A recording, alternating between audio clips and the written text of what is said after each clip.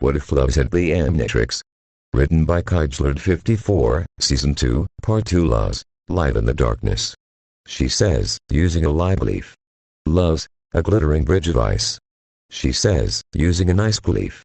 Loves, the mightiest tree in the forest. She says, using 2 plant leaves. Loves, you can make all these and more with leaf magic. Welcome to Day 3 of Loves' Magic Boot Camp. She says, using a couple of fire leaves, to which Lilith claps her hands with excitement while Etta seemed to be busy with something else. Loves, now then, we've covered every leaf I've learned up until now, so today we'll learn something new. Lilith, are we about to encounter a never-before-seen leaf? Loves, unfortunately, no. These 4 either came from nature or another witch's spell.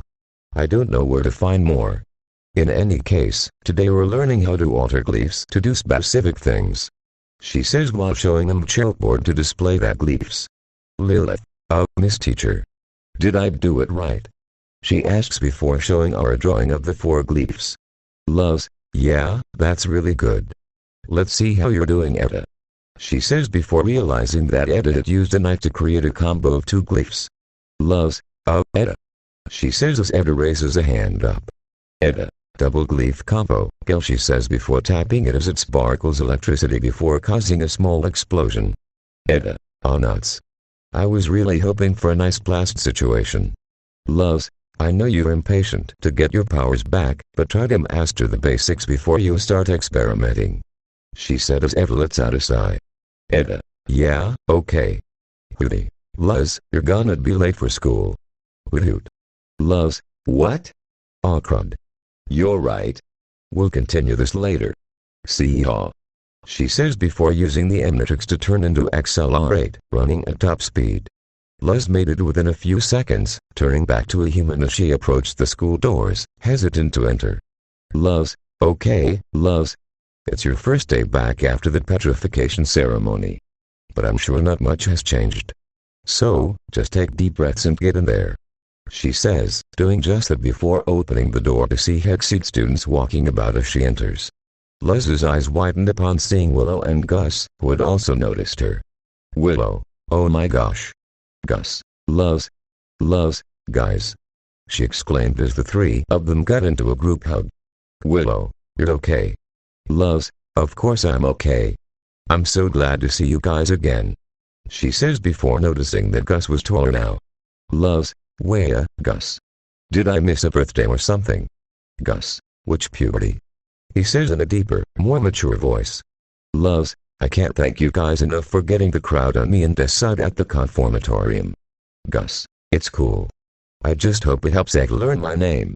She keeps calling me Goops. Student, hey Goops. Gus, it's already spreading. Amity, hey, Luz, Amity. Amity. In celebration of your return, I have brought you a homemade fairy pie. Luz, oh, wow. That sounds so. He paused upon seeing some fairy arms and legs sticking out of the pie along with muffled screams.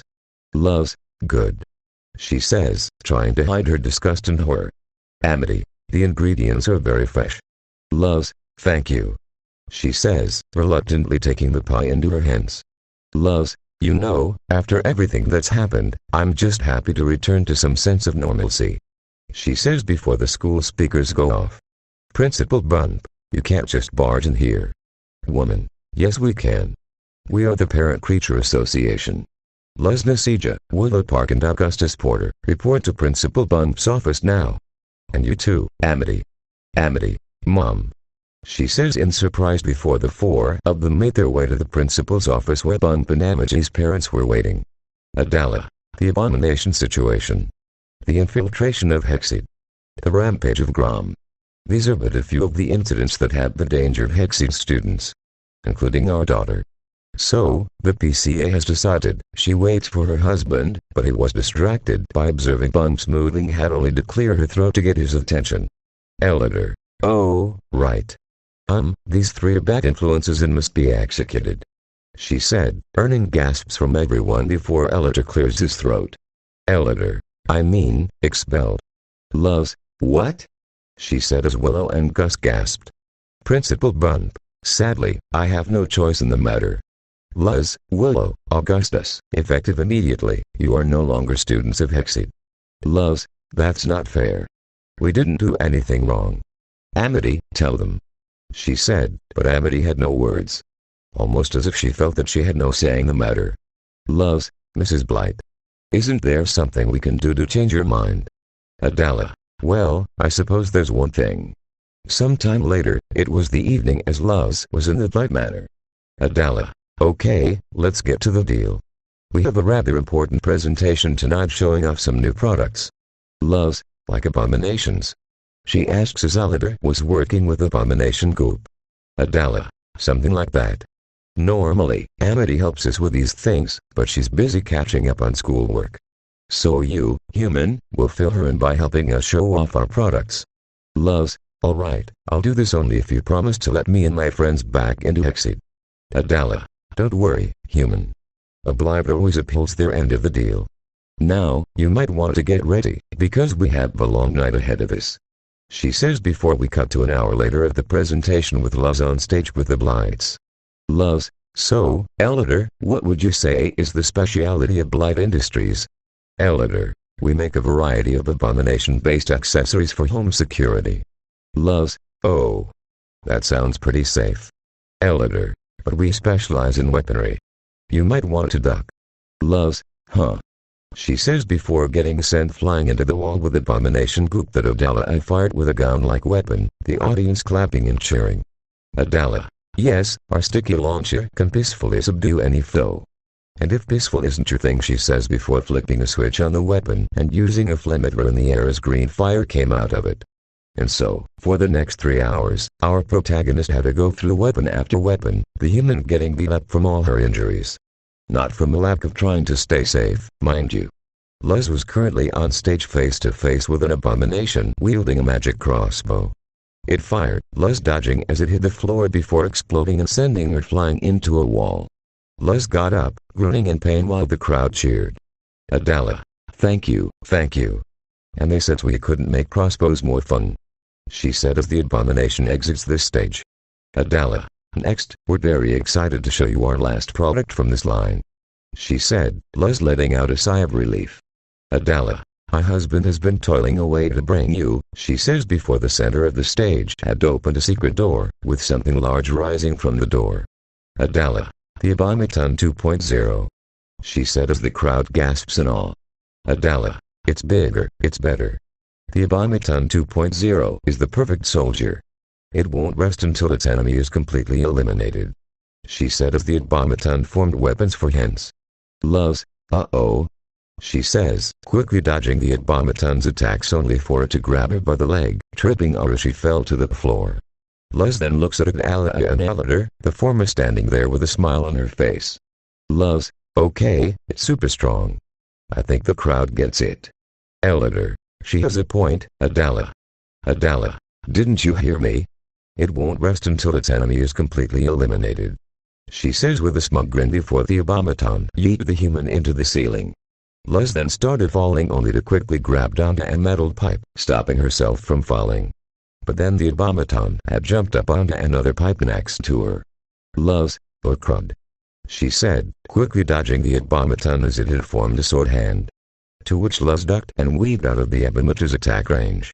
After a little while, the Abomiton kicks Luz and goes in with a mace hand. Luz manages to dodge the attack as the Abomiton gives chase. Luz, that's it. No more Miss Nice Girl. She says while fiddling with the Omnitrix before pressing the dial, transforming into Blessed. Blessed, just like last time. She says before blasting the Abomiton with flames. After a few seconds, Luz's eyes widened upon seeing that the Abomiton wasn't becoming solid. Adela chuckled. Adela, I'm aware of what happened in your duel with Amity. So I personally asked my husband to make the Abomitons resistant to fire. She says before the Abomiton morphed its arms into hammers, sending Luz flying into a wall as the audience cheered. The Abomiton charged towards Luz, to which she shot fire from her feet, zooming away from the Abomiton before it could bring an axe hand down onto her. Luz quickly got up with an angry look on her face. Blessed. Okay, if it won't work, she says, thinking of the alien she wants before tapping the Omnitrix symbol. As this was happening, Amity, Willow and Gus made it to see a purple glow obstructing everyone's view. Everyone gasped upon seeing Luz having transformed into a blue reptilian-like alien with long arms and short legs. "Artiguna, then let's see if you can handle the cold," she says before launching a freezing breath towards the automaton. It's doubled a bit before it started charging towards the Omnitrix user, but its movements quickly slowed as it wasn't designed for the cold. The automaton only made it about 10 away from Luz before it became frozen solid. Adala. NOO00000. Amity. Luz. You okay? Artiguna. Guys? What are you doing here? Gus. We came to help. Willow. But I guess you already got that covered. Amity. A new transformation. Artiguna. Yeah, started with 10 and now I have 20. Gus. So cool. Adala. What have you done? The Blight Matriarch yelled. Adala. We had a deal. Now you've destroyed the automaton. Elder. It's not destroyed, Adala. I just need to thaw it out. Adala. But. She yelled before getting interrupted by a crash in the ceiling as a large robot with 3 legs and humanoid arms appeared. The robot began firing lasers at Luz, pushing the others out of the way as the beam sent her flying towards the frozen automaton, shattering it to pieces. The crowd panicked as they screamed and ran away. Artiguna. This robot is just like those drone things. The Golden Guard didn't recognize them. Could this be a secret project by Blos? Or is it someone else? She thought before the machine fired another laser at her, to which she quickly dodged the attack, jumping high like a frog. Luz then shoots a freezing breath at the robot, only to find that it didn't do anything. Artiguna. Guess this one's made to stand a cold, she said as Amity, Willow and Gus stood by her side. Amity. Luz, I'm so sorry I didn't stand up to my mom. Artiguna. It's okay, Amity. You got my back now, that's all that matters. Willow. Where are we, chopped liver? Gus. Yeah, we got your back too. Artiguna. I know, she says before tapping the Omnitrix symbol, transforming into Diamond Head. Diamond Head. Now let's kick some metal butt, she yelled as the 4 of them charged towards the robot. It fired a laser at them, only for Luz to create a wall of crystals, blocking the beam. Gus then used his illusion magic to create 3 copies each for Luz, Amity, Willow and himself. This confused the robot as it wasn't sure who to attack. Willow and her copies used plant magic to grow a multitude of vines from the ground, which then tied up the robot, limiting its movement. With a nod, Amity jumps into Luz's arms, the Omnitrix user creating a diamond ramp, to which Amity used Abomination Goop to give them more speed as they leapt into the air onto the robot. Morphing our hands into blades, Luz began slicing into the robot, cutting through its metal shell like a knife through butter. The robot was about to fire another laser at Luz, only for Amity to jump in the way, using Abomination Goop to shield them. But it wasn't quite enough as it caused an explosion that sent Amity hurtling to the ground. Diamond Head. Amity, she screamed, before jumping onto the robot's head and going ham on it, slicing the head open to see wiring, to which she plunged her hand into it and sent crystal spikes inside which ripped the machine part inside out. Gus and Willow ceased their spells with Luz jumping up before the machine fell to the ground.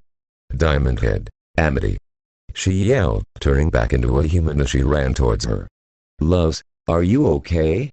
Amity, yeah, I'm fine. She groaned a bit. Elder. Amity. The father Blight yelled as he ran over to his youngest daughter with worry in his eyes. Amity. I'm fine, Dad. But, thanks for checking up on me. Adala. Ugh. This was a disaster. The automaton is definitely destroyed now. Don't even think I'll allow you 3 back into Hexid. Elder. Adala. You made a deal with the human, I mean, Luz. She did not destroy the automaton. It was this strange, foreign, yet rather fascinating machine. The point is, she technically did not break the deal. And the Blight always upholds their end of the deal. Adala. What? But she was supposed to. Elder. Not another word. Let's go, he says, pushing Adala towards the exit, but not before turning his head to the teens, giving them a wink. They smiled, silently thanking Elder for his generosity.